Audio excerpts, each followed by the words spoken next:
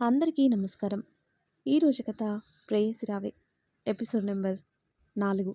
ఈ స్టోరీ మీకు నచ్చితే తప్పకుండా లైక్ చేసి మన ఛానల్ని సబ్స్క్రైబ్ చేసుకోండి. ఇక స్టోరీలోకి వెళ్దాం. సూర్య భగవానుడు వచ్చి బారెడు పొద్దెక్కినా స్నేహ ఇంకా నిద్ర లేవలేదు. అప్పటికే విష్ణు రెడీ అయ్యి వచ్చేశాడు. అమ్మా, అక్కేది రెడీ అయిందా? ఇంకా మంచమే దిగలేదురా. నువ్వేమో రెడీ అయిందా అంటున్నావు ఏంటి? ఎంత ఆదివారం అయితే మాత్రం మరి ఇంతసేపు పడుకుందా? నేను వెళ్ళి లేపుతానుండు అని స్నేహ రూమ్కి వెళ్ళాడు. అక్క, అక్క, లే అక్క. నువ్వేంట్రా పొద్దు పొద్దున్నే ఊడిపడ్డావు? నన్ను కాసేపు పడుకొని అంది దుప్పటి ముసిగేస్తూ.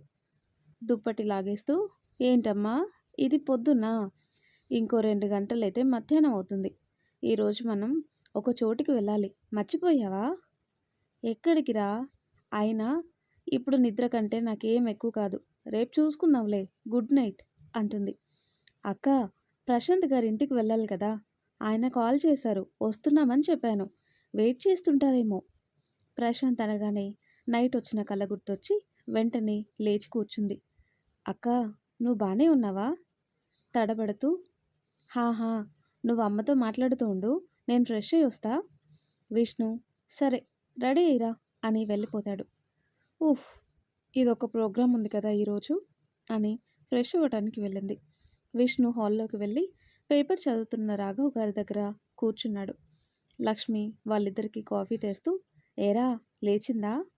హా అమ్మా, వెళ్ళింది. ఎవరిక్కడ? విష్ణు. అక్క లే అనగానే లేచింది అంటాడు. లక్ష్మి గారు కనుబొమ్మలు పైకి పెట్టి చూస్తున్నారు. రాఘవ్ విష్ణు తలపై ఒకటి వేసి, ఇప్పుడు నిజం చెప్పు నాన్న అంటాడు. హా డాడీ అని కొట్టిన చోట రుద్దుకుంటూ, నేను నిజమే చెప్తున్నా అంటాడు.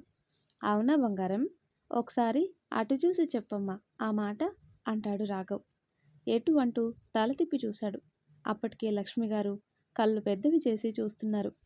అమ్మ తల్లి, నువ్వు అలా చూడకు. నేను లేపినా లేవలేదక్క. ప్రశాంత్ గారి పేరు వినగానే లేచి కూర్చుంది అంటాడు. ఆ మాటకి రాఘవ్ లక్ష్మి షాక్ అయ్యారు. ఏంటి? ఓహో, హోల్డ్ ఆన్. అక్కడ ప్రశాంత్ వాళ్ళ నానమ్మ వెయిట్ చేస్తున్నారు కదా, పెద్దావిడ కదా, అందుకు అంటాడు. ఓస్ అంతేనా? మీరేమనుకుంటున్నారో నాకు తెలుసు. కథ అంత దూరం వెళ్ళలేదులే అంటాడు విష్ణు. అదెవరినైనా ఇష్టపడుతుందేమో అని నా డౌట్ రా అని అన్నాడు లక్ష్మి గారు. అమ్మా, నువ్వు అలాంటి భయాలు పెట్టుకోకు. తనెవరు? స్నేహ. తను ఒకరిని ఇష్టపడిందే అనుకుందాం. ఆ విషయం ఎలాంటి భయం లేకుండా మనతో చెప్పగలదు. ఇంకా ఎవరైనా ప్రపోజ్ చేశారంటావా? ఎవరైనా తనతో మాట్లాడాలంటేనే భయపడతారు. ఇంకేముంటాయి చెప్పు? తనెవ్వరినీ చూడదు, ఎవరైనా చూసినా పట్టించుకోదు అంటాడు విష్ణు. అవునే, నువ్వే ఎక్కువ ఆలోచిస్తున్నావు. మన స్నేహ గురించి మనకి తెలీదా అంటాడు రాఘవ. నిజమే, నేనే అనవసరంగా ఏవేవో ఊహించుకుంటున్నాను అంది లక్ష్మి. తనెవరినైనా ఇష్టపడితే భయం లేకుండా, సిగ్గు లేకుండా మనతో చెప్తుంది. సో అక్క గురించి నువ్వు అలా ఆలోచించకు. అంటే ఏంట్రా నీ ఉద్దేశం? నాకు సిగ్గు లేదనా? పింక్ చుడిదార్ వేసుకొని వాచ్ పెట్టుకుంటూ కిందికి వస్తూ అంది స్నేహ. అలా అని నేను అన్నానా అక్క? కాకపోతే నువ్వు అసలు మా బావని చూసైనా సిగ్గుపడతావా అని నా డౌట్ అంటాడు విష్ణు.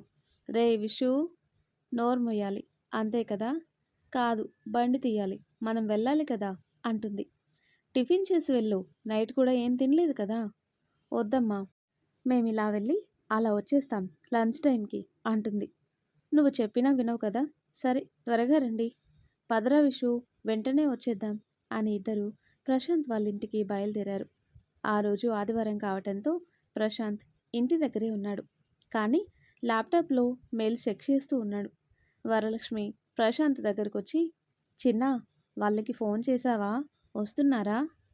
ల్యాప్టాప్ నుండి తలెత్తకుండానే, ఆన్ ది వే నానమ్మ, వచ్చేస్తున్నారు అన్నాడు. చిన్న, నేనొకటి అడుగుతా, చెప్తావా? ఏంటి నానమ్మ? నువ్వు అడగడం నేను చేయకపోవటం ఉంటుందా? అడగడం కాదు, ఆర్డర్ వేయి అంటాడు. వచ్చి ప్రశాంత్ పక్కన కూర్చొని, మీ నానమ్మంటే నీకు చాలా ఇష్టం కదా. చేస్తున్న పని పక్కన పెట్టి వరలక్ష్మి చేతులు పట్టుకొని చాలా అంటాడు.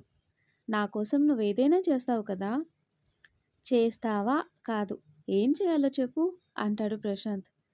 నేను చూపించిన అమ్మాయినే చేసుకుంటా అని మాటివ్వు అంటుంది. నానమ్మ ప్లీజ్ ఈ పెళ్లి విషయంలో మాత్రం నన్ను బలవంతం చేయకు. నాకు నేనుగా ఉండటమే ఇష్టం. ఎవరో వచ్చి నా లైఫ్‌ని రూల్ చేయటం నాకిష్టం లేదు అంటాడు ప్రశాంత్. అందుకని ఎన్నాళ్ళు ఇలా ఒంటరిగా ఉంటావు? నవ్వుతూ నేనున్నంత వరకు అంటాడు. ఈ మాత్రానికి నువ్వు చెప్పు నేను చేస్తా అని చెప్పడం ఎందుకు? పోరా అని మొహం పక్కకి తిప్పుకున్నారు. డాక్టర్ నీకు రెస్ట్ అవసరమని చెప్పారు. నిన్నే కదా హాస్పిటల్ నుండొచ్చాం. ఇప్పుడు ఇవన్నీ అవసరమా? ముందు నీ బ్రెయిన్‌కి కొంచెం విశ్రాంతినివ్వు నానమ్మా. ఆయన వరలక్ష్మి గారు ఏం మాట్లాడకపోయేసరికి కోపం వచ్చిందని అర్థమయ్యి వాళ్ళొచ్చేసరికి నువ్వు ఫేస్ అలా పెట్టుకున్నావనుకో ఆ వచ్చేవాళ్ళు గుమ్మం దగ్గర నుండే కనిపించి అట్నుండటే వెళ్ళిపోతారు. ఇంక నీ ఇష్టం అని మళ్ళీ ల్యాప్టాప్ పట్టుకొని కూర్చున్నాడు. ఒక్కసారి నీ ఫేస్ చూసుకోరా నాకే వంకలు పెడుతున్నావు అంటుంది. ఏం చేయను నానమ్మా నాకు నీ పోలికలే వచ్చాయి మరి అన్నాడు నవ్వుతూ. నన్నే ఏడిపిస్తున్నావు కదా రేపు నిన్నేడిపించేది వస్తుంది చూడు ఇదే నా శాపం అంటుంది. హాహాహా నానమ్మ నా లైఫ్లో పెళ్ళి అనే ఘట్టం లేదు. సో నో వరీ నీ శాపాలు నాపైన పనిచేయవులే అంటాడు. ఏమో ఎవరికి తెలుసు పైన తదాస్తు దేవతలుంటారు. నేనన్నప్పుడు తదాస్తు అన్నారనుకో నీ పని ఫట్ అంటుండగానే కాలింగ్ బెల్ మోగింది. అదిగో బెల్ మోగింది. ఇంకే సత్యం నీ పని అవుట్రా అబ్బాయి అంటుంది. అబ్బా నానమ్మ నాకు శాపనర్థాలు తర్వాత పెడదువు గాని ఎవరో వచ్చారు ఉండు చూస్తా. నువ్వాగు నాకు దెబ్బ తగిలింది తలకే కాళ్ళకి చేతులకు కాదు. నేను వెళ్ళి చూస్తా. నువ్వు నీ డొక్కు టీవీలో పని చేసుకో అంటుంది. చిన్నగా నవ్వి మళ్ళీ పనిలో పడ్డాడు ప్రశాంత్. డోర్ తీసిన వరలక్ష్మికి విష్ణు, స్నేహ కనిపించారు. హాయ్ అండి ఎలా ఉన్నారు? మీరు అని అడుగుతుంది వరలక్ష్మి. సోఫాలో కూర్చుని తలెత్తకుండానే వాళ్ళే నిన్ను సేవ్ చేసింది. లోపలికి తీసుకురా నానమ్మా అంటాడు ప్రశాంత్. హో క్షమించండి లోపలికి రండి అని ఇంట్లోకి ఆహ్వానించారు. ఆ ఇల్లు బయట నుండే చూసి షాక్ అయ్యారు. లోపల ఇల్లు చూసి నోరు తెరిచి చూస్తున్నారు. ఇద్దరికి ఇంత పెద్ద ఇల్లా? ఏం చేసుకుంటారా బాబు? అక్క నీ నోటి దుల్ల కొంచెం తగ్గించుకో ప్లీజ్. ఇక్కడ నుండి వెళ్ళే వరకు కొంచెం సైలెంట్గా ఉండు. అసలే అక్కడ ప్రశాంత్ గారు ఉన్నారు. ఉంటే నాకేమన్నా భయమా? విష్ణు ప్లీజ్ ఇంకా చూసేసరికి నీకోసం ట్రై చేస్తా ఏడవకు అంటుంది. హలో మీ గుసగుసలైపోతే వచ్చి కూర్చోండి అన్నాడు ప్రశాంత్ ల్యాప్టాప్ నుండి తలెత్తకుండానే. ఆ మాటకి ప్రశాంత్ వైపు సీరియస్గా చూస్తూ నోరు తెరిచేలోపు విష్ణు చేయి పట్టుకునేసరికి సైలెంట్ అయిపోయింది. చిన్న నువ్వాగు అని రండి కూర్చోండి అంటుంది బామ్మ. హాయ్ అండి నా పేరు స్నేహ. వీడు నా తమ్ముడు విష్ణు. మీకిప్పుడు ఎలా ఉంది అని అడుగుతుంది. నేను బాగున్నానమ్మా కాస్త నొప్పిగా ఉంది. నేనిలా ఈరోజు భూమి మీద ఉన్నానంటే కారణం మీరు. మీకెలా థ్యాంక్స్ చెప్పాలో నాకు తెలియటం లేదు. కేవలం థ్యాంక్స్ చెప్పి మీరు చేసిన మేలుని తక్కువ చేయలేను. అయ్యో అలా అనకండి. ఆ రోజు మా అక్కే మీతో పాటు హాస్పిటల్కి వచ్చింది. మీకు చాలా బ్లడ్ పోతుంటే తన స్కార్ఫ్ మీ తలకి కట్టింది బ్లడ్ ఎక్కువ పోకుండా. మీరు అసలు స్పృహలో లేరు. ఆ రోజు మేము ఒక ఇంపార్టెంట్ పని మీద వెళ్ళే వాళ్ళం ఆగిపోయాం అంటాడు విష్ణు. రే విష్ణు అవేం వద్దు. ఆ టైంకి మనం అక్కడ ఉన్నామంటే హెల్ప్ చేయడానికేమో. ఒక వ్యక్తి ప్రాణం కాపాడటం కంటే ఇంపార్టెంట్ ఇంకే ఉంటుంది అంటుంది స్నేహ. స్నేహ మాటలు విన్న ప్రశాంత్ తల పైకెత్తి స్నేహాని ఒక్క క్షణం రెప్ప వేయకుండా చూసి మళ్ళీ ల్యాప్టాప్లో వర్క్ చేసుకుంటున్నాడు. కరెక్ట్గా చెప్పావమ్మా.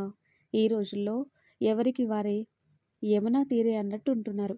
కొంతమంది అయితే ఒంటరిగా ఉండటాన్ని ఇష్టపడుతున్నారు అని ప్రశాంత్ వైపు చూస్తూ అంది బామ్మ.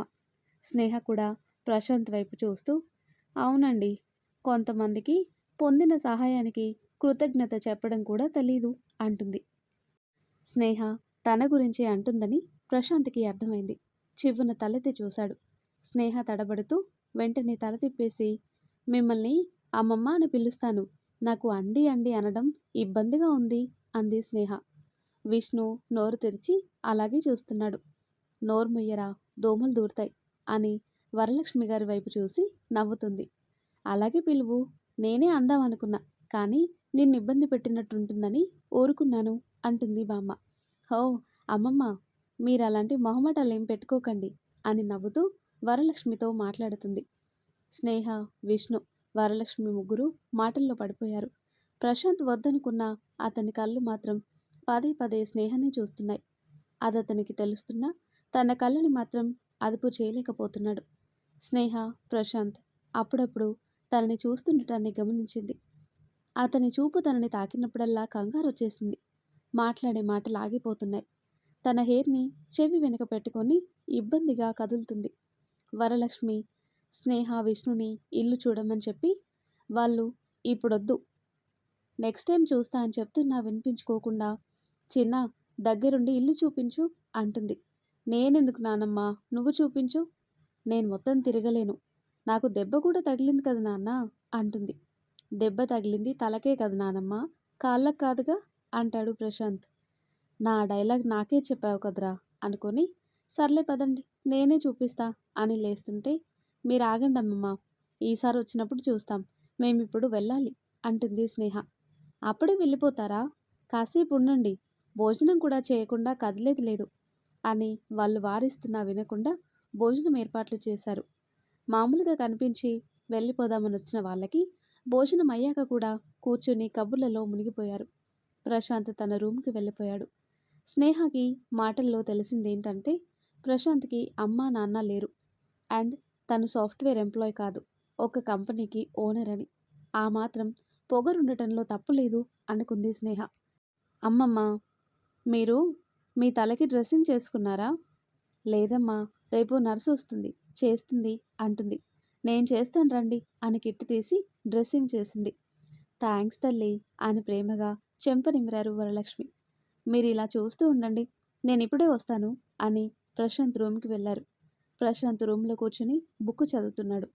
చిన్న అని పిలిచి గుమ్మం దగ్గరే ఆగిపోయారు.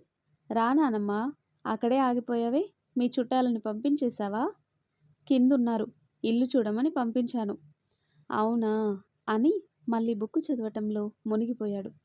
చిన్న, నేనొకటి అడుగుతా, చేస్తావా? పెళ్ళి గిల్లి అంటే నా వల్ల కాదు నానమ్మ, ఇంకేదైనా అడుగు, చేస్తా.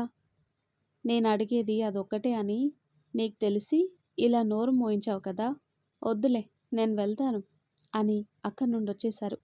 ఐఎమ్ సారీ నానమ్మ, ఈ ఒక్క విషయంలో నీ మాట వినలేను అని బుక్కు మీద ధ్యాస పెట్టలేక దాన్ని పక్కన పెట్టి బాల్కనీలోకి వెళ్ళాడు. ఇక్కడ స్నేహ, విష్ణు ఇల్లంతా తిరుగుతూ అక్కడున్న ఫర్నిచర్ గురించి చెప్పుకుంటూ, తిట్టుకుంటూ, అప్పుడప్పుడు కొట్టుకుంటూ, మధ్య మధ్యలో వాదులాడుకుంటూ ఒక్కో రూమ్ చూసుకుంటూ వస్తున్నారు. వాళ్ళిద్దరిని అలా చూసి అప్పటి వరకున్న బాధపోయి ఫేస్లో స్మైల్ వచ్చింది వరలక్ష్మి గారికి. మీరు చూస్తూ ఉండండి, నేను కాఫీ పంపిస్తాను అని చెప్పి కిందికి వెళ్ళారు. విష్ణుకి ఫోన్ రావటంతో, అక్క ఒక్క నిమిషం, ఇప్పుడే వస్తాను అని పక్కకెళ్ళాడు. సరే అని అక్కడున్న ఫొటోస్ చూస్తూ నడుస్తూ వెళ్తూ ప్రశాంత్ ఉన్న రూమ్లోకి వెళ్ళింది. ప్రశాంత్ బాల్కనీలో ఉండటంతో తనకి కనిపించలేదు. రూమ్ అంతా చూస్తూ అక్కడ ర్యాక్లో ఉన్న బుక్స్ తీసి చూస్తుంది. అక్కడ ఒక బుక్ తీసుకొని 2 పేజీలు చదివి ఇంట్రెస్టింగ్గా ఉండటంతో ఆ బుక్ తీసుకొని తనెక్కడుందో మర్చిపోయి బెడ్ మీద కూర్చొని చదువుతూ ఉంది. అలకిడి రావటంతో లోపలికి వచ్చి బెడ్పై కూర్చున్న స్నేహాన్ని చూసి షాక్ అయ్యాడు. అక్కడే గోడకి జారబడి చేతులు కట్టుకొని స్నేహాన్ని కాసేపు అలాగే చూసి, నా రూమ్ అని తెలిసొచ్చిందా, తెలియకొచ్చిందా అనుకొని సీరియస్గా, నా రూమ్లో నీకేం పని అన్నాడు. దెబ్బ కులుక్కిపడి ఎదురుగా సీరియస్గా చూస్తున్న ప్రశాంత్ని చూసి, ఓ ఇది ఈయనగారి రూమా అనుకొని, మీ రూమ్ అని తెలీదు హిట్లర్ గారు, అందుకే వచ్చాను, వెళ్తాను అని వెళ్తుంటే, ఆగు అన్నాడు గట్టిగా. స్నేహకి కోపం వచ్చి వెనక్కి తిరిగి, అరవడం నీ ఒక్కడికే వచ్చు అనుకుంటున్నావేమో, నాకు వచ్చు, ఏదో మా విషుగాడు సైలెంట్గా ఉండు అన్నాడని ఏం మాట్లాడట్లేదు, లేదంటేనా అంటుంది. హలో మిర్చి, నా బుక్ అన్నాడు స్నేహ చేతి వైపు చూపిస్తూ. తన చేతిలో ఉన్న బుక్ చూసి నాలుగు ఖర్చుకొని, ఇదిగో తీసుకో, దానికే ఇంతలా అరవాలా అని ఏదో గుర్తొచ్చి, అవును ఇందాకేమని పిలిచావు అంటుంది. హలో మిస్ అన్నాను. ఇంకేమన్నాను అంటాడు. లేదు, ఇంకేదో వినిపించింది నాకు. ఏమన్నావు నన్ను? మర్యాదగా చెప్పు. లేదంటే అంటుంది. హా, లేదంటే ఏం చేస్తావు అని ఒక అడుగు ముందుకు వేశాడు. స్నేహ తడబడుతూ, హా, అయినా నీతో నాకు మాటలేంటి? రెస్పెక్ట్ ఇవ్వటం రాదు. కనీసం హెల్ప్ చేసిన వాళ్ళకి థ్యాంక్స్ చెప్పటం కూడా రాదు. స్నేహని వెతుక్కుంటూ వచ్చి పక్క నుండి వీళ్ళ మాటలు వింటున్న విష్ణు తల కొట్టుకొని, అక్క లైఫ్ అంతా ఇతను థ్యాంక్స్ చెప్పలేదని సాధించేలా ఉందిగా. ఉఫ్, ఇక మా బావ ఎన్ని కష్టాలు పడతాడో ఏంటో అనుకొని పైకి చూస్తున్నాడు. అవును, నాకు థ్యాంక్స్ చెప్పటం రాదు, తెలీదు. నీకేంటి? నీకేమైనా సంబంధం ఉందా అంటాడు ప్రశాంత్. నీతో మాట్లాడటం వేస్ట్ అనుకొని వెళ్ళిపోతుంటే, ఓయ్ మిర్చి, ఆగు అన్నాడు ప్రశాంత్ కోపంగా. వెనక్కి తిరిగి, ఏమన్నావు? మిర్చీనా? నీ కళ్ళకి నేనెలా కనిపిస్తున్నాను? హా? స్నేహాని పైనుండి కింది వరకు చూసి, ఏమో తెలియట్లేదు, నాకైతే అసలు అమ్మాయిలా కనిపించటం లేదు అంటాడు. ఆ అని నోరు తెరిచి, అంటే నీ ఉద్దేశం అంటుంది. నువ్వు అనుకున్నదే అని బుక్స్ ర్యాక్లో పెడుతున్నాడు. నీకు కనిపించకపోతే నేను అమ్మాయిని కాకుండా పోతానా? అయినా నీతో నాకు మాటలేంటి అని వెళ్తుంటే మళ్ళీ పిలిచాడు. నీకు ముందే చెప్తున్నా హిట్లర్, నన్ను ఇంకోసారి అలా పిలిచావంటే బాగోదు అంటుంది. నువ్వు మాత్రం నన్ను హిట్లర్ అనడం బాగుందా? అయినా నేను నిన్నేం చేశాను? ఎప్పుడు చూసినా నా పైన కోపంగా ఎగురుతూ ఉంటావు. మొహం ఎప్పుడు ఒకటే ఎక్స్ప్రెషన్ పెట్టుకొని ఉంటావు సీరియస్గా, ఏదో యుద్ధానికి వెళ్తున్నట్టు. ఎవరు చేసుకుంటారో గాని బాబోయ్, దేవత ఎక్కడుందో అంటుంది స్నేహ. హో, హలో, ఏంటి ఎక్కడికో వెళ్ళిపోతున్నావు? నేనెక్కడికి వెళ్ళాను? నీ ఎదురుగానే ఉన్నాను కదా. పాపం, నీ వైఫ్ మీద జాలి పడుతున్నాను అంటుంది. అసలు పెళ్ళనేది నా లైఫ్లో ఉంటేనే కదా నువ్వు జాలి పడటానికి. హో రియల్లీ, గుడ్ డెసిషన్ హిట్లర్ అంటుంది స్నేహ చేతులు కట్టుకొని చూస్తూ. నాకన్నా నువ్వే ఎక్కువ హ్యాపీ అనుకుంటా నేను పెళ్లి చేసుకున్నందుకు అంటాడు. హా, ఎందుకంటే ఒక అమ్మాయి బలవకుండా ఉంటుంది కదా అందుకు అంటుంది స్నేహ. అటు చాటుగా వీళ్ళిద్దరి గొడవ వింటున్న విష్ణు, అసలేంటి వీళ్ళు, బావ మరదలకి ఎక్కువ, మొగుడు పిల్లలకి తక్కువలా పోట్లాడుకుంటున్నారు అనుకుంటూ ఉంటాడు. అప్పుడు ప్రశాంత్, పోన్లే, ఈ రోజు తర్వాత నువ్వెవరో నేనెవరో కదా, మనం మళ్ళీ కలుస్తామో లేదో తెలీదు అంటాడు. హా, అంతేగా అని స్నేహ వెళ్తుంటే ప్రశాంత్ స్నేహ చెయ్యి పట్టుకుని ఆపాడు.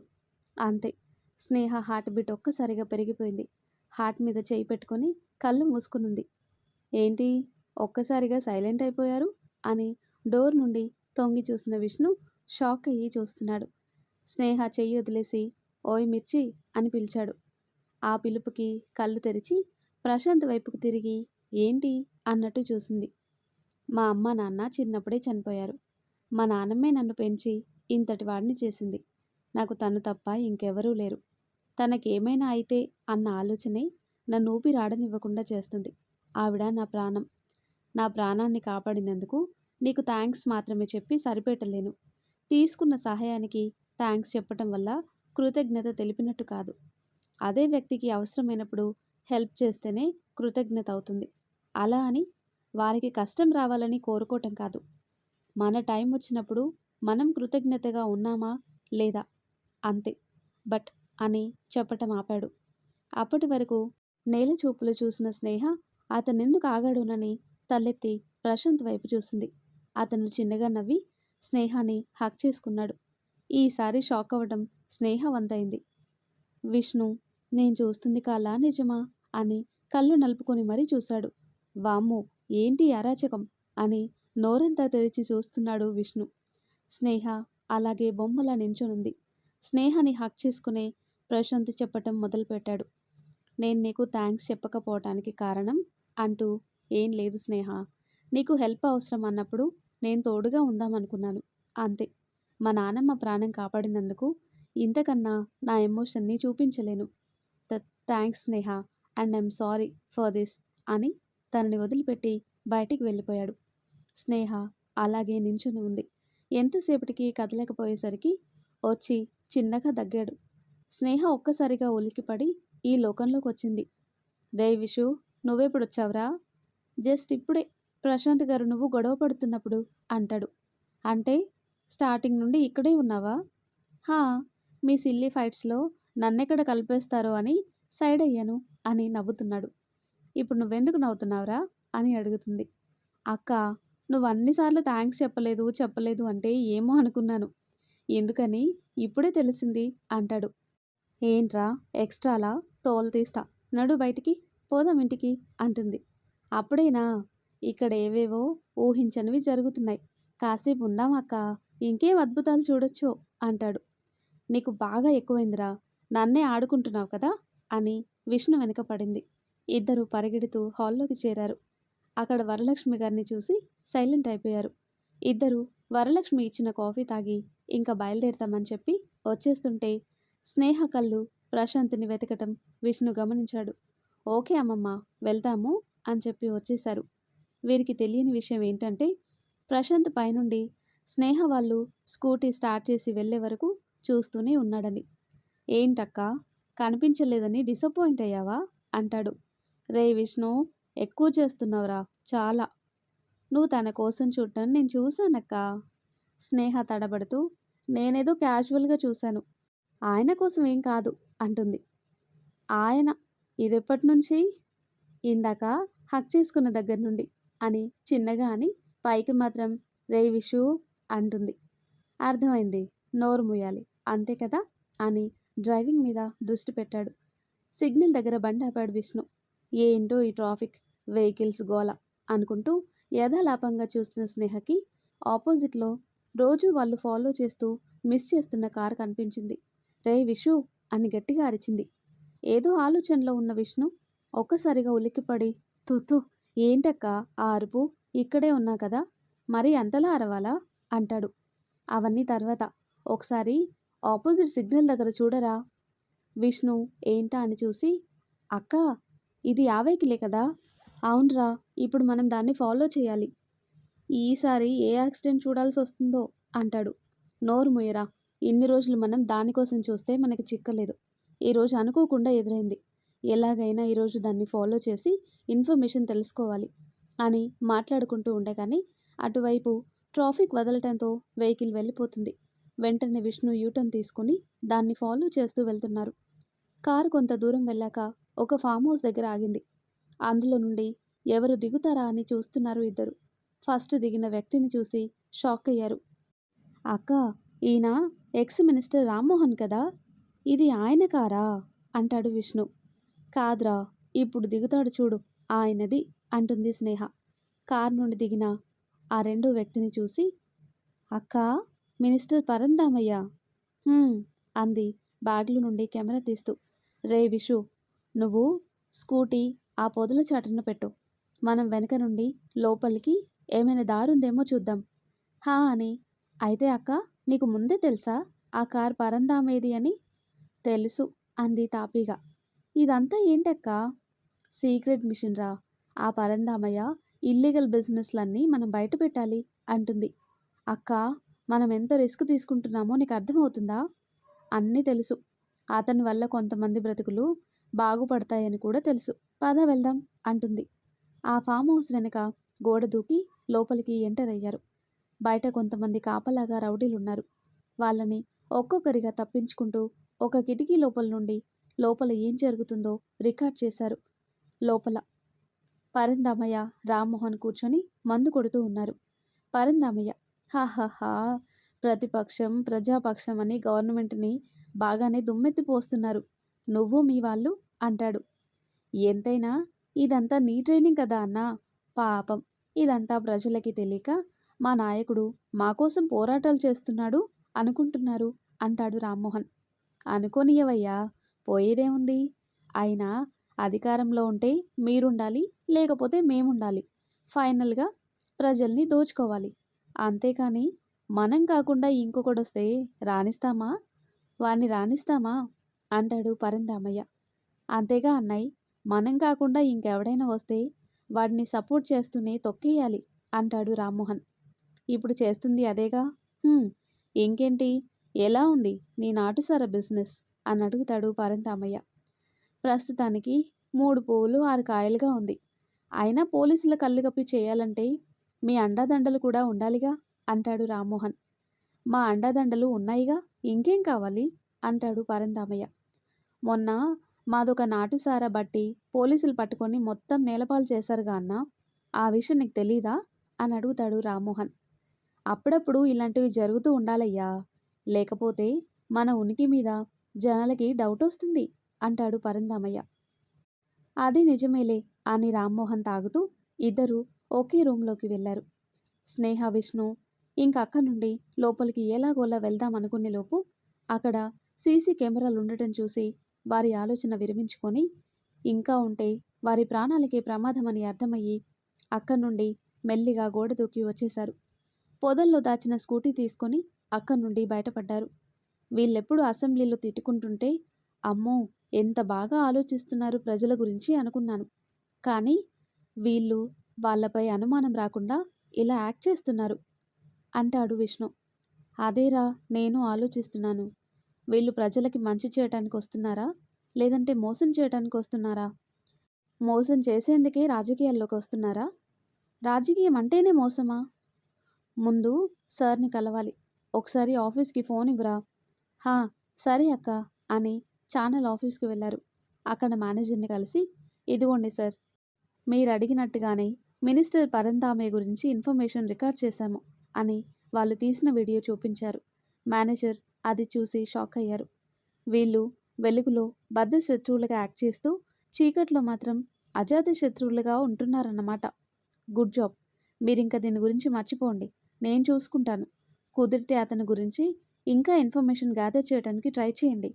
షూర్ సార్ అని వచ్చేస్తూ స్నేహ మళ్ళీ వెనక్కి వెళ్ళి ఒకసారి పెన్ డ్రైవ్ ఇవ్వమని చెప్పి తన మెయిల్కి ఒక కాపీ సెండ్ చేసుకొని ఇచ్చేసింది. ఆ తర్వాత స్నేహ, విష్ణు ఇద్దరూ ఇంటికి చేరి వచ్చి సోఫాలో కూలబడ్డారు. అప్పటికే వీళ్ళని రాఘవ్ ఇంకా లక్ష్మి కోపంగా చూస్తున్నారు. ఇద్దరిని అలా చూసి, రే విష్ణు, ఏంట్రా అంత సీరియస్గా చూస్తున్నారు? ఏమై ఉంటుంది? ఏమో నాకేం తెలుసు, నేను నీతోనేగా వచ్చింది అని. మీరిద్దరు ఎందుకలా చూస్తున్నారు అని అడుగుతాడు. లక్ష్మి, రాఘవ్ గారు ఏం మాట్లాడలేదు. అమ్మా, నాన్న, మీ గరం గరం వేడి వేడి చూపులకి కారణం ఏంటో తెలుసుకోవచ్చా అంటాడు విష్ణు. అయినా ఏం మాట్లాడలేదు. రే విషు, ఫ్రిడ్జ్లో ఐస్ తీసుకురా.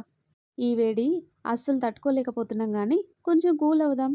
సరే అక్క అని వెళ్తుంటే, రే ఆగరా అని కోపంతో పాటు కటువుగా వచ్చిన ఆ స్వరంకి కొంచెం వెనక్కి తగ్గి సైలెంట్గా వచ్చి స్నేహ పక్కన కూర్చున్నాడు. అప్పటికే స్నేహ కళ్ళు పెద్దవి చేసి చూస్తుంది ఆశ్చర్యంగా. స్నేహకి విసుగొచ్చి, అసలేంటి ఈ మూకీ డ్రామా, ఏమైందో చెప్పండి అంది సీరియస్గా. రాఘవ్ గారు నోరు తెరిచారు. ఇప్పుడు టైం ఎంత? ఏ నాన్న, గడియారం ఆగిపోయిందా అంటాడు విష్ణు. చాచి పెట్టి ఒక్కటి కొట్టాననుకో, ఇంకోసారి ఇలాంటి డైలాగ్స్ రాకుండా ఉంటాయి అంటాడు రాఘవ్. విష్ణు దెబ్బకి సైలెంట్ అయ్యాడు. రేయ్ నువ్వు ఆగరా నాన్న, అది ఈరోజు అని అంటుండగానే వెంటనే లక్ష్మిగారు అందుకొని, నువ్వు మాట్లాడకు. ఎప్పుడనగా వెళ్ళి ఎప్పుడొచ్చారు? ఆదివారమైనా ఇంటి దగ్గర ఉండరా? ఊరి మీద బలాదుర్లు అయిపోయాయా అంటుంది లక్ష్మి. అది కాదు, ఒకసారి మాట్లాడొద్దని చెప్పానా? ఆడపిల్లకు ఉండాల్సిన ఒక్క లక్షణమన్నా ఉందా నీకు? అమ్మా, సీరియస్లీ ఇదే మాట అక్కని ఈరోజు ఇంకొకరు కూడా అన్నారు అంటాడు విష్ణు. అసలు అమ్మాయిలా కనిపించట్లేదని ప్రశాంత్ అన్న మాటలు గుర్తొచ్చి విష్ణుని కోపంగా చూస్తూ, రే విషు, నోరు మొయ్యలేదనుకో మళ్ళీ మాట్లాడకుండా చేస్తాను అంటుంది స్నేహ. నువ్వు నోర్మొయ్, నిన్నంటుంటే వాణ్ణి తిడతావేంటి? అది కాదమ్మా, వాడు నిన్ను మాట్లాడొద్దన్నానా? సరే, నువ్వు ఈరోజు నన్ను తిట్టాలని బాగా ఫిక్స్ అయినట్టున్నావుగా, కానీ అని సైలెంట్గా కూర్చుంది. ఆదివారం ఇంట్లో ఉందాం, వంట నేర్చుకుందాం, అమ్మకి కిచెన్లో హెల్ప్ చేద్దామని ఏమైనా ఉందా? ఏ రోజైనా కిచెన్లోకి వచ్చావా అసలు? అమ్మ, నువ్వు టాపిక్ ఎక్కడి నుండి ఎక్కడికో తీసుకెళ్తున్నావు. మీరేం మాట్లాడరేంటి నాన్న? ఇప్పుడు పని కట్టుకొని మరి నన్ను తిట్టడానికి రీజన్ ఏంటి అసలు? బయటికి వెళ్ళాను, మీకు చెప్పే కదా వెళ్ళాను. విషుగాడు కూడా నాతోనే ఉన్నాడు. అయినా ఎప్పుడూ లేనిది ఆడపిల్ల వంట అంటుందేంటి? ఇప్పుడు ఫైనల్గా ఏమంటావు అది చెప్పు అంటుంది స్నేహ. ఏం పిల్లండి, అన్నీ మీ బుద్ధులే వచ్చాయి అంది రాఘవ్ గారి వైపు చూస్తూ. ఉరిముర్మి మంగళం మీద పడ్డట్టు నన్నంటావేంటే అంటాడు. అది ఇలా తయారవడానికి కారణం మీరే. మీరే దాన్ని ఇలా తయారు చేశారు. నేనా? అవును. నేనే చెప్పా. మీ అమ్మకి ఎదురు సమాధానం చెప్పు అని. నాకు తెలుసు మీరలాంటి వారే. నేనంటే బాగా అలుసైపోయానందరికీ అని లక్ష్మి, రాఘవ్ వాదులాడుకుంటున్నారు. విష్ణు, స్నేహ ఇద్దరిని మార్చి మార్చి చూస్తూ అక్కా, డౌట్ లేదు. వీళ్ళిద్దరిని మంచి సైకియాట్రిస్ట్‌కి చూపించటం బెటర్. హాహా! అవసరం లేదురా. కాసేపటికి అంతా నార్మల్ అయిపోతుంది చూడు. ఉఫ్ అని రిలాక్స్ అవుతూ ఫైనల్‌గా మనం సేఫ్ అని సోఫాలో వెనక్కి వాలి కళ్ళు మూసుకుంది. అమ్మ అక్కా! నువ్వు మామూలు దానివి కాదు అని గొడవ పడుతున్న రాఘవ్, లక్ష్మిగాళ్ళని చూస్తూ పిచ్చి మొహాలు అని చూస్తూ ఉన్నాడు. రిలాక్స్‌గా కళ్ళు మూసుకున్న స్నేహకి ప్రశాంత్ నవ్వుతూ కనిపించాడు. నువ్వు బయట అస్సలు నవ్వవు. ఇప్పటి వరకు నువ్వు నవ్వటం నేను చూడలేదు. కానీ నా కలలో మాత్రం ఆ నవ్వుతోనే నన్ను మాయ చేసేస్తున్నావు అనుకొని మార్నింగ్ తన చెయ్యి పట్టుకోవటం, హగ్ చేసుకోవటం గుర్తొచ్చి స్నేహ మొహంలో సిగ్గు చేరి పెదాలపై నవ్వొచ్చింది. హలో రాణిగారు, మీ పగటి కలలైపోతే కొంచెం కళ్ళు తెరవండి అంది లక్ష్మి. స్నేహ కళ్ళు తెరిచి చూసి అప్పుడే అయిపోయిందా అంటుంది. ఏంటి అని ఇద్దరు ఒకేసారి అన్నారు. వెంటనే స్నేహ తడబడుతూ అంటే అది మీరేదో డీప్ డిస్కషన్లో ఉన్నారు కదా అని అయిపోయిందా అన్నాను అంటుంది. ఇంకా అవ్వలేదు, ఇప్పుడు మొదలవుతుంది అంటుంది లక్ష్మి. చెప్పండి, మీరిద్దరూ నా మీద ఈరోజు ఇలా విరుచుకుపడటానికి కారణం ఏంటో అని అడుగుతుంది స్నేహ. మీరు చెప్పండి అంటుంది లక్ష్మి. అమ్మో, నా వల్ల కాదు, నువ్వే చెప్పు అంటాడు రాఘవ్. మీరే చెప్పండి, మీ మాట అయితేనే వింటుంది అంటుంది లక్ష్మి. చెప్తే నా పని అయిపోతుంది, నువ్వే చెప్పు అంటాడు రాఘవ్. వామ్మో అక్క, నాకు పిచ్చెక్కేలా ఉంది వీళ్ళిద్దరినీ ఇలా చూస్తుంటే. హో హలో, ఎక్స్క్యూజ్ మీ, అసలు ఇక్కడ ఏం జరుగుతుంది? ఏదో మాట్లాడాలి అన్నారు. మ్యాటర్ చెప్పమంటే ఏంటిదంతా? నాన్న నేను నీకు పెళ్లి సంబంధం చూసాం అంటుంది లక్ష్మి. స్నేహ, విష్ణు షాక్ అయ్యి ఒకేసారి వాట్ అన్నారు. అవును, మంచి సంబంధం. వాళ్ళే వచ్చి అడిగారు. నాన్న వాళ్ళ ఫ్రెండ్ ప్రసాద్ అంకుల్ ఉన్నారుగా, వాళ్ళ అబ్బాయి పేరు అజయ్, సాఫ్ట్వేర్ జాబ్. ఏంటి నాన్న ఇదంతా? మీరేనా ఇలా చేస్తుంది? ఆయన అడిగితే ఆయనేం చెప్తారు? కూతురు ఇష్టం అంటారు అంటుంది లక్ష్మి. అజయ్ చాలా మంచివాడు నాన్న. వాళ్ళొచ్చి అడిగేసరికి కాదనలేకపోయాను అంటాడు రాఘవ. ఏది ఏమైనా అక్కను ఒక మాట అడగాల్సింది డాడీ అంటాడు విష్ణు. మేమేం ఇంకా వాళ్ళకి ఓకే చెప్పలేదురా అని స్నేహ వైపు తిరిగి ఒకసారి అతన్ని కలువు. నీకు ఓకే అయితేనే నెక్స్ట్ స్టెప్ తీసుకుందాం అంటుంది లక్ష్మి. అప్పుడు రాఘవ, మంచి సంబంధం నాన్న, అందుకే కాదనలేకపోయాను. ఇప్పుడు మిస్ అయితే ఇలాంటి అల్లుణ్ణి నేనెంత ప్రయత్నించినా తీసుకురాలేనేమో. ఒకసారి ఆలోచించు తల్లి అంటాడు రాఘవ్. అటు స్నేహ పరిస్థితి ఎటూ తేల్చుకోలేకుండా ఉంది. ఇప్పటి వరకు పెళ్లి గురించి ఆలోచించింది లేదు. ఇప్పుడు సడన్గా పెళ్లి చూపులు. పెళ్ళంటే ఏం అర్థం కాలేదు. ఎందుకో తనకి ప్రశాంత్ గుర్తొస్తున్నాడు. ఏదో పోగొట్టుకుంటున్న ఫీలింగ్ కలుగుతుంది. ఇదిగో అబ్బాయి ఫోటో అంటున్నా వినిపించుకోకుండా నేను ఆలోచించుకోవటానికి టైం కావాలి అని తన రూమ్కి వచ్చేసింది. నాకెందుకు ఇలా అవుతుంది? నేను అసలు తనతో మాట్లాడిందే లేదు. ఎప్పుడు చూసినా గొడవ పడుతూనే ఉన్నాను. ఇంకోసారి అతన్ని కలవకూడదు అనుకున్నాను. కానీ పెళ్ళి అనగానే అతనెందుకు గుర్తొస్తున్నాడు? ఓ గాడ్, ఇప్పుడు ఈ పెళ్లి చూపులు ఏం చేయాలి అని ఆలోచిస్తుంది. స్నేహ ఎందుకో డిస్టర్బ్గా ఉండటం గమనించిన విష్ణు అక్కతో నేను మాట్లాడతాను అని చెప్పి స్నేహ రూమ్కి వచ్చి డోర్ నాక్ చేశాడు. వచ్చింది ఎవరా అని చూసి, కొత్త అలవాటు ఎప్పుడు నేర్చుకున్నావు? పర్మిషన్ అడగటం అంటుంది. మేబీ ఇక నుండి నీ రూమ్లోకి రావాలంటే పర్మిషన్ తీసుకోవాల్సిందే కదా అక్క. ఎందుకంటే కాలానికి అనుగుణంగా మనుషులు మారాలి కాబట్టి అంటాడు. మాటలు కొంచెం ఎక్కువైనట్టున్నాయి అంటుంది స్నేహ. నా మాటలకేం కానీ, చెప్పు, అంతలా ఏం ఆలోచిస్తున్నావు? సడన్గా ఈ పెళ్లి చూపులేంట్రా? నచ్చితే పెళ్ళంట అంటుంది. ఎప్పటికైనా చేసుకోవాల్సిందే కదా అక్క, ఒప్పుకో అంటాడు. రే విషు, అది కాదురా. సరే, సూటిగా ఒక మాట అడుగుతాను, చెప్పు, నీ మనసులో ఎవరైనా ఉన్నారా? విష్ణు అలా అడగగానే ప్రశాంత్ రూపం తన కళ్ళ ముందు మెదిలింది. మౌనంగా విష్ణు వైపు చూసింది. చెప్పక్క, ఉంటే ఇప్పుడే అమ్మా నాన్నకి చెప్పు, వెంటనే ఈ పెళ్లి చూపులు క్యాన్సిల్ చేసేస్తారు అంటాడు. నా మనసులో ఎవరూ లేర్రా అంటుంది. ఇంకేం, నీకు నచ్చితేనే పెళ్ళన్నారు కాబట్టి రేపు అజయ్‌ని కలిసి మాట్లాడాక నీ డెసిషన్ చెప్పు. అంతే సింపుల్. దీని గురించి ఇంతలా ఆలోచించడానికి ఏముంది? నువ్వు స్నేహ అలా థింక్ చేయక్క. నార్మల్ అమ్మాయిలా కాదు. నీకు అర్థమవుతుందా నేనేం చెప్తున్నానో? అన్నాడు విష్ణు. నిజమే. నేనెందుకు ఇంతలా ఆలోచించాలి? ఆ ప్రశాంత్ గురించి నేనే ఎక్కువ ఆలోచిస్తున్నాను. అతనేమైనా నన్ను కేర్ చేశాడా? కనీసం నన్ను అమ్మాయిలా కూడా చూడడు.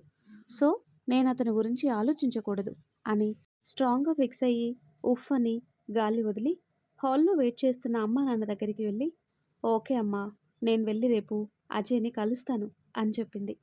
అప్పటి వరకు టెన్షన్‌గా ఉన్న లక్ష్మి, రాఘవ్ మొహాలు వెలిగిపోయాయి.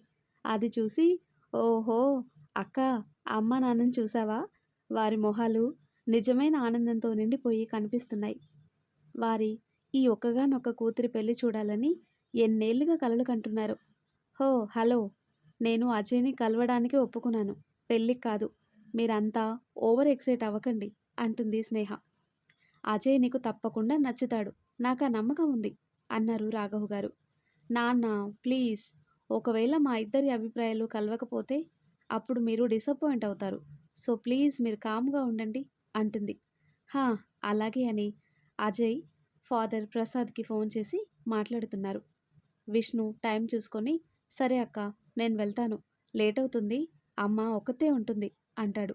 సరేరా, జాగ్రత్త. అమ్మని నేను రేపు కలుస్తానని చెప్పు. ఓకే అక్క అని విష్ణు వెళ్ళిపోయాడు. ఆ తర్వాత కట్ చేస్తే ఇటు స్నేహ వెళ్ళాక ప్రశాంత్ మార్నింగ్ స్నేహాన్ని చూస్తున్నప్పుడు తను పడిన కంగారు, మాట్లాడుతూ ఆగిపోవడం అన్నీ గుర్తొచ్చి తనలో తానే నవ్వుకుంటున్నాడు. ప్రశాంత్ ఏదో మిస్ అయినట్టుగా లోన్లీగా ఫీల్ అయ్యాడు. తనకి తన ఇంట్లో ఎక్కడ చూసినా స్నేహ నవ్వుతూ తనని చూస్తున్నట్లు అనిపిస్తుంది. ఈ మిర్చి నన్ను ఇలా డిస్టర్బ్ చేస్తుందేంటి? నోనో, నేను తన గురించి ఆలోచించకూడదు అనుకుంటూ ఉండగా చరణ్ కాల్ చేశాడు. ఒక ఇంపార్టెంట్ విషయం మాట్లాడాలి, రేపు కలుద్దామని చెప్పి ఫోన్ పెట్టేశాడు. మరి ఆ తర్వాత ఏం జరుగుతుందో నెక్స్ట్ వీడియోలో తెలుసుకుందాం. ఎంతో ఇంట్రెస్టింగ్గా ఎన్నో మలుపులతో కూడిన ఈ స్టోరీ నెక్స్ట్ పార్ట్స్ కోసం ఈ వీడియో లైక్ చేసి మన ఛానల్ని తప్పకుండా సబ్స్క్రైబ్ చేయండి. Thanks for watching.